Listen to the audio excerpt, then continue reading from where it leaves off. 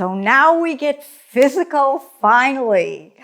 And these are the exercises. This is what I did to prepare myself for surgery. You can do long back stretch arms or tricep dips up and down. This is how I pushed myself up to sit. If these muscles were really weak, I would have had a hard time doing that. It's just functional movements in life. Before surgery, for me, I could barely get my leg out to the side. There was hardly any range, but I did what I could do.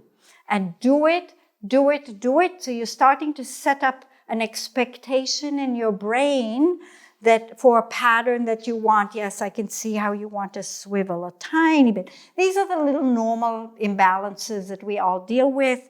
Yes, that's excellent what you're doing now. Very, very nice.